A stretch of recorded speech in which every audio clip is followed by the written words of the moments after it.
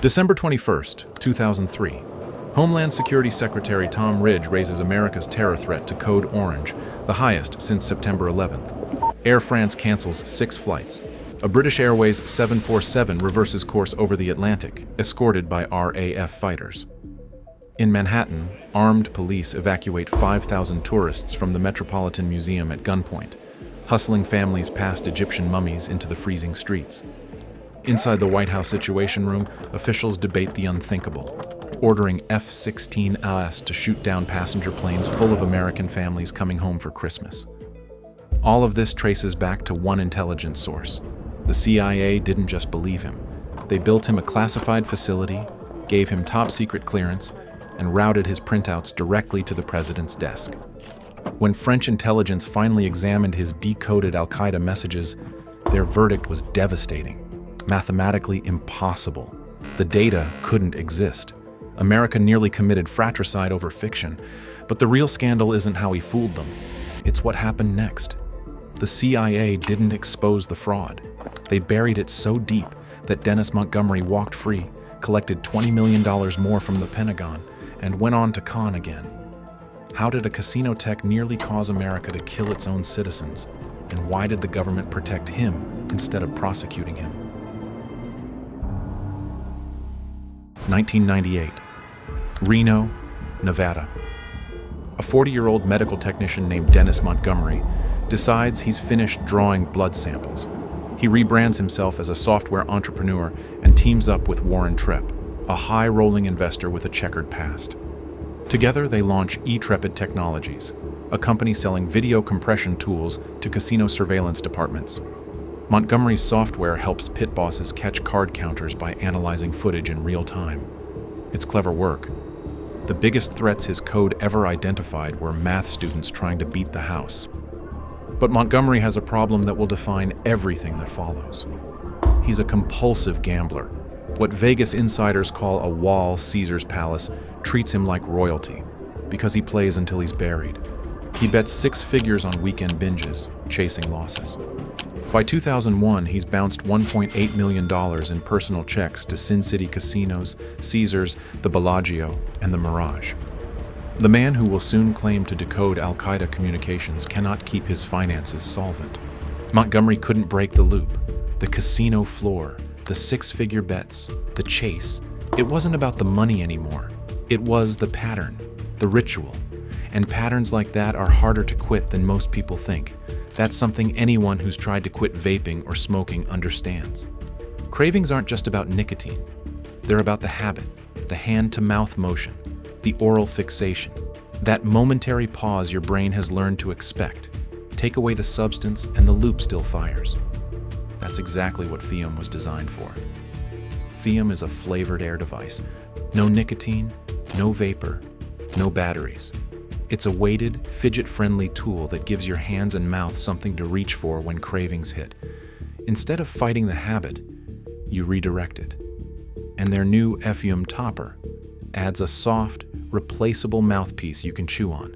So when that oral fixation kicks in, you've got something safe to work with. Right now, when you grab a Journey Pack, you'll get a free Fium topper just for using my code BLACKFILES. Head to tryfium.com, that's tryfum.com, and use code BLACKFILES to get your free Fium topper with your Journey Pack. Grab it while it's available. But Montgomery wasn't looking for a way out of his patterns. He was about to use them. His partner Trepp carries baggage of his own. Before eTrepid, Trepp served as chief junk bond trader for Michael Milken at Drexel Burnham Lambert, the firm whose 1980s fraud became a symbol of Wall Street corruption and helped trigger the savings and loan crisis. Milken went to prison. Trepp avoided indictment but not scandal. So by 2002, eTrepid's leadership consists of a gambling addict and a financier schooled in the art of the questionable deal. Not exactly the team you'd trust with national secrets, but post 9/11 America isn't asking hard questions about credentials. Then came September 11th, 2001. The attacks shatter every assumption about American security. In the aftermath, Washington floods money toward anything that promises to stop the next plot. Defense budgets balloon from $287 billion to $400 billion by 2003. Intelligence agencies sprint to acquire new technology, new methods, new sources, anything. Fear drowns skepticism. Oversight evaporates. Contractors who once struggled to get meetings now find open doors. And Dennis Montgomery spots his opening. It starts with a favor.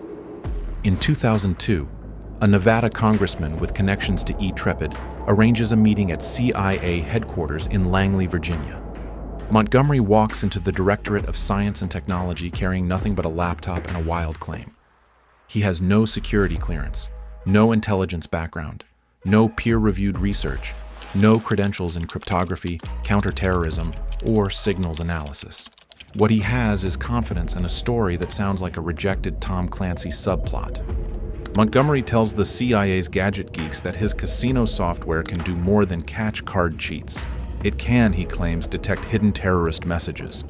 Al-Qaeda, he says, is embedding coded instructions inside Al Jazeera broadcasts, coordinates, flight numbers, attack dates, invisible to the naked eye but readable by his proprietary algorithm. Terrorists are watching the Arab satellite news channel and receiving orders through pixels no one else can see. Only Dennis Montgomery possesses the key. The officials should escort him out. Instead, they lean forward. This is 2002. The wound of 9/11 is raw. The worst professional sin in intelligence is dismissing a warning that turns out to be real. What if this strange software salesman is right? What if he's found something everyone else missed? The CIA doesn't slam the door. They open it wider. But how do you verify claims about invisible data that only one man's algorithm can see? What tests did the CIA conduct before handing Montgomery access to classified facilities? And why would a casino tech suddenly pivot to counterterrorism, unless he saw something else entirely? A government desperate enough to pay for miracles. Langley gives the green light. Within months, the CIA transforms a corner of E-Trepid's Reno office into a SCIF. Cipher locks seal the doors. Top-secret safes line the walls. Heavy-duty shredders stand ready to destroy anything that touches paper. CIA personnel arrive with briefcases handcuffed to their wrists. Couriers transport classified material under armed escort. To E-Trepid's neighbors, it looks like a tech startup hit the jackpot. They're half right. The jackpot is real. The technology is not. Inside that secure room, Montgomery begins producing intelligence. His method is opaque. His software ingests Al Jazeera broadcasts and spits out reams of printouts, numbers, coordinates, cryptic letter strings. Montgomery interprets these outputs as decoded Al-Qaeda communications, locations, names, timelines. He claims the terror network is using steganography, hiding data within data, to communicate in plain sight. The CIA handlers treat this raw output as genuine signals intelligence. They stamp it top secret and send it up the chain. Langley analysts receive the reports and scramble to cross-reference them with other sources. CIA leadership reads the summaries. Director of Central Intelligence George Tenet is briefed personally. And then Montgomery's printouts reach the White House, where they land on desks in the National Security Council. A pipeline now connects a gambling addict in Reno directly to the Oval Office. No independent verification, no outside expert, no professor of computer science, no NSA cryptographer ever examines the algorithm or replicates its results. Classification becomes a shield. Only those already invested can access it, and they have every incentive to believe. Skepticism suffocates. Anyone who might debunk the claims cannot learn they exist. One CIA veteran will later summarize the dynamic with bitter clarity. We were so eager to catch Al-Qaeda, we suspended our disbelief. The institutional immune system, the checks, the vetting, the professional caution developed over 50 years, all of it short-circuited by terror-era urgency. And Montgomery is happy to feed that fear. His outputs grow more alarming, more specific, more urgent. Each batch of printouts screams of imminent danger. In early 2003, E-Trepid secured a contract worth approximately $10 million from the U.S. Air Force and Special Operations Command to develop counterterrorism applications of Montgomery's software. The Pentagon is now paying Dennis Montgomery to build terror decoding tools that no one outside his laptop has ever validated. A man who owes Vegas casinos 7 figures is on the federal payroll, trusted with defending the homeland. His company's secure room is humming with classified activity. His bank account is filled with taxpayer money. But the contracts are just the beginning. By late 2003, Montgomery's printouts will trigger something far more dangerous than wasted money.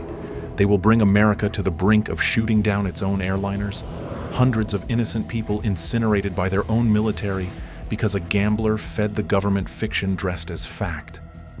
How does fabricated data travel from a Reno office to a White House order authorizing lethal force? And what happens when the people who believe the lie discover they've been conned? Late 2003, Montgomery's outputs grow ominous. His software, he claims, has decoded a specific and imminent plot embedded in recent Al Jazeera footage. The targets: international flights bound for the United States during the Christmas travel season. The details seem shockingly precise. Air France Flight 68 from Paris to Los Angeles, British Airways routes from London Heathrow, Aeromexico flights from Mexico City. The timing: December 24th through January 2nd. According to Montgomery, Al-Qaeda cells have received instructions to hijack or bomb multiple aircraft simultaneously. A coordinated strike across the Atlantic, the Pacific, and the Gulf of Mexico. A second 9/11, but larger. His printouts include what appear to be seat assignments for hijackers, target landmarks in American cities, and countdown timers expressed in code. When this hits Langley, alarms shriek. The CIA isn't about to second-guess the source now, not with a supposed doomsday weeks away. Director Tenet rushes the intelligence to President George W. Bush. The message is unambiguous. Credible intelligence indicates a massive, imminent terror attack. Hundreds or thousands of lives are at stake. The president's response: do whatever you need to do. The full weight of the American security apparatus swings into motion. On December 21st, the White House announces Code Orange. Officially, the elevation is based on credible intelligence of imminent attacks. The public doesn't know the source is a casino tech's mysterious algorithm. They only see the consequences, and the consequences are chaos. Air France cancels 6 flights in 48 hours. A Paris-bound 747 already airborne over the Atlantic reverses course and returns to Charles de Gaulle. British Airways delays and reroutes flights from Heathrow. One jet lands under RAF fighter escort. Aeromexico aircraft are turned away at the U.S. border. Airports on 3 continents descend into pandemonium.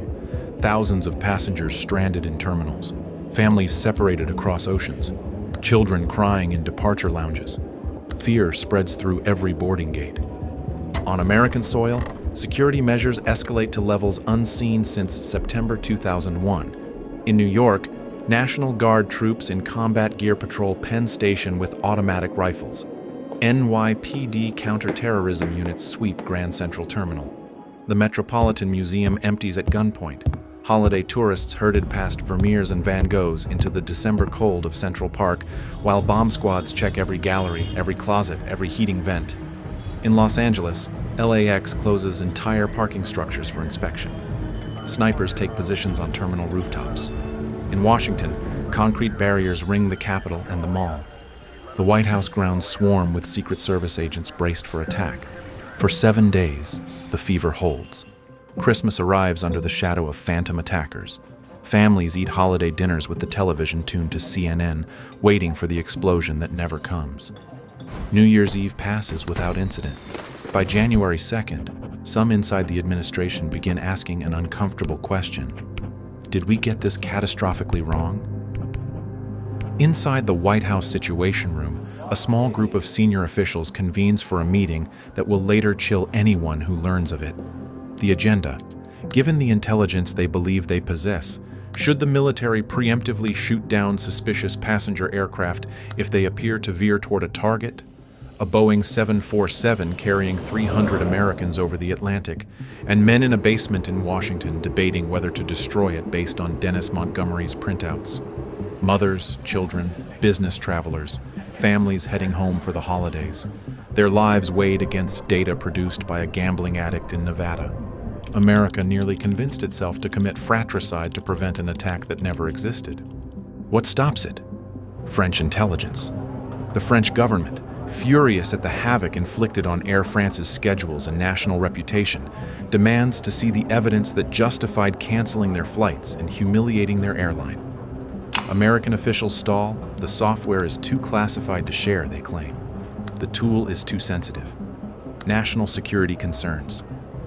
So the DGSE, France's external intelligence agency, conducts its own investigation. French engineers obtain copies of the same Al Jazeera broadcasts Montgomery claimed were laden with hidden messages. They examine the video files frame by frame. They test for steganographic data using every method known to computer science. They calculate the available bandwidth. Their conclusion arrives in early January 2004, and it is devastating. The American claims are scientifically impossible.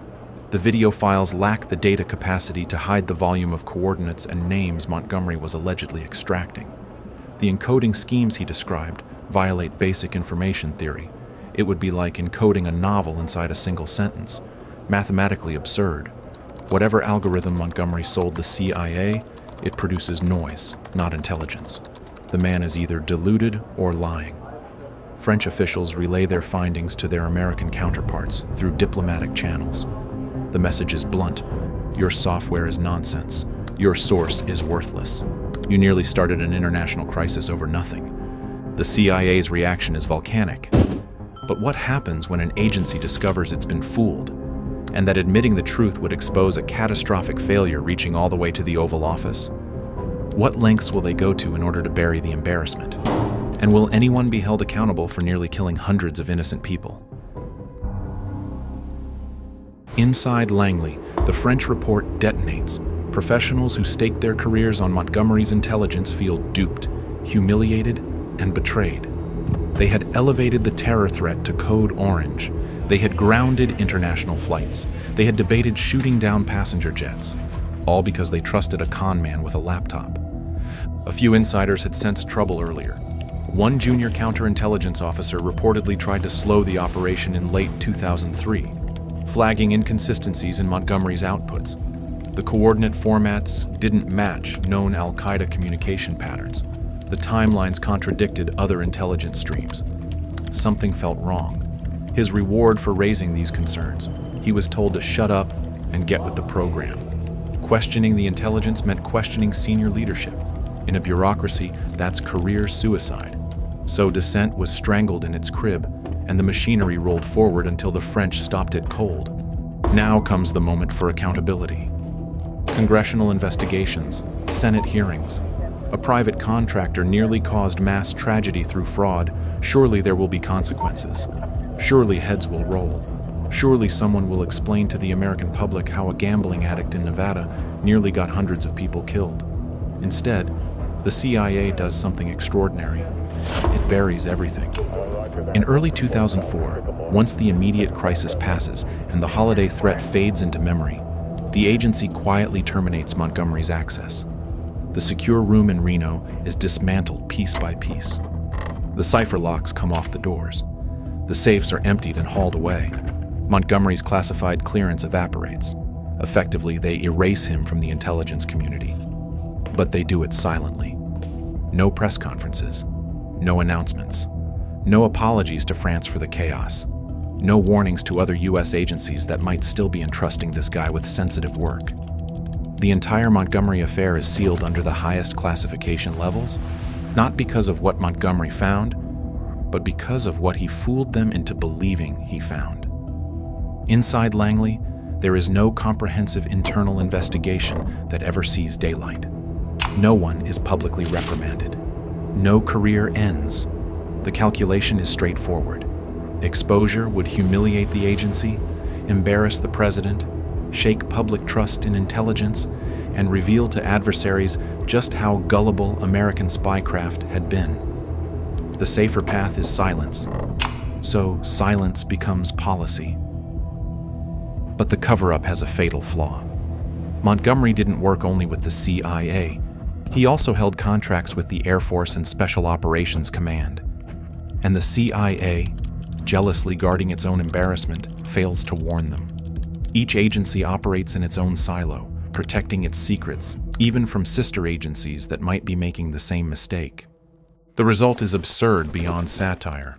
In 2004, after the CIA already knows Montgomery is a fraud, Special Operations Command awards Intrepid a $30 million no-bid contract to continue developing his fictional software. That year, Intrepid Technologies rockets to 16th place among top earners in the entire U.S. defense industry. One arm of the government has identified Montgomery as a con artist. Another arm is shoveling him tens of millions of dollars. The left hand doesn't know what the right hand is hiding. If the system worked, how could different agencies reach opposite conclusions about the same con artist? And if the cover-up was meant to protect national security, why did it ultimately protect only the people who failed?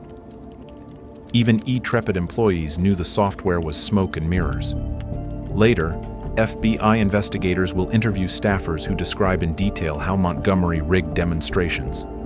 When military or CIA representatives attended tests, Montgomery preloaded data and manipulated outputs to simulate success. He would announce what the software would find before running it, because he had planted the results. His own team watched him stage the whole performance, show after show. Some felt uncomfortable. Some exchanged nervous glances. None blew the whistle. The government checks kept clearing, and silence bought complicity. By 2005, Montgomery has extracted millions from federal contracts. But greed and paranoia fracture his partnership with TREP. They battle over money, over ownership of the technology, if it deserves that name, over Montgomery's increasingly erratic behavior. Lawsuits erupt in 2006. Montgomery flees Intrepid with hard drives containing classified material. State secrets now sit in the hands of a disgruntled grifter with a history of lies and a grudge against everyone who once helped him. In August 2006, FBI agents raid Montgomery's Nevada home and seize approximately 50 hard drives and computers. For the first time, investigators outside the CIA's protective bubble examine his materials. The evidence of fraud is overwhelming. Rigged demos, fabricated outputs, millions obtained under false pretenses. Accountability seems inevitable. The evidence is sitting in federal custody. And then, the government faces a choice: expose the truth and reveal its catastrophic failure to the public, or bury the evidence and let the con man walk free. If the evidence was already in federal custody, who was really being protected by burying it? The Justice Department intervenes, not to charge Dennis Montgomery, but to silence the case. As Montgomery and TREP's civil lawsuits churn through Nevada courts, the DOJ files an extraordinary motion invoking the state secrets privilege. Any discussion of Montgomery's work, his software, or his government contracts would threaten national security, federal prosecutors argue. Therefore, the evidence must stay sealed forever. Key portions of the case must be dismissed outright. The courtroom doors slam shut.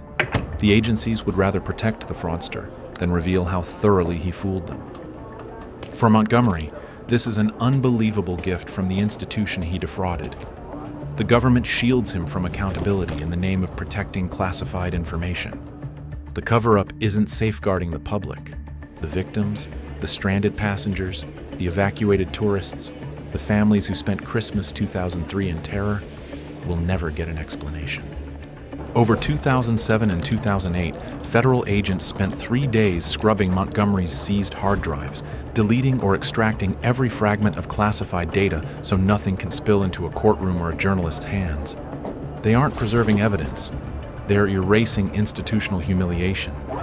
At the end of it, Montgomery loses his toys but keeps his freedom. He never spends a day in jail. Despite overwhelming proof of fraud, fake demonstrations, non-functional software, tens of millions obtained under false pretenses, the United States government declines to prosecute Dennis Montgomery for any crime related to the hoax. The calculation is cold. Charging him would mean dragging the entire fiasco into open court. Witnesses would testify. Documents would surface. The public would learn how close we came to disaster. And that the powers that be decide cannot happen. If you're finding this story disturbing, consider subscribing. Most viewers watching right now aren't subscribed. and hitting that button helps this channel keep investigating scandals the government would rather you never heard. The fraud's details emerge anyway, through investigative journalists and candid insiders willing to talk. In 2010, a major expose labels Montgomery the man who conned the Pentagon. His own former lawyer goes on record calling him a con artist and a habitual liar engaged in fraud. The FBI knew the truth. The CIA knew the truth. Special Operations Command eventually figured it out. Everyone in a position to do something new. But officially, silence prevailed. The vault stayed sealed.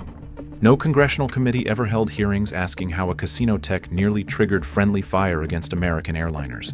No CIA official was publicly fired or demoted. Special Operations Command quietly terminated its contract with Intrepid at some point. No press release, no explanation, no acknowledgement that anything had gone wrong. The Defense Department issued no statement. The scandal was classified, vaulted, and forgotten by everyone except those who lived it and the journalists who dug it up years later. And Dennis Montgomery? He lived to con again. In the 2000s, he approached Sheriff Joe Arpaio in Maricopa County, Arizona, peddling a conspiracy theory about federal surveillance targeting the controversial lawman. Arpaio paid him as an informant until experts confirmed Montgomery was producing junk data indistinguishable from random noise. Even Arpaio, no stranger to controversy and conspiracy, called it garbage and cut him loose.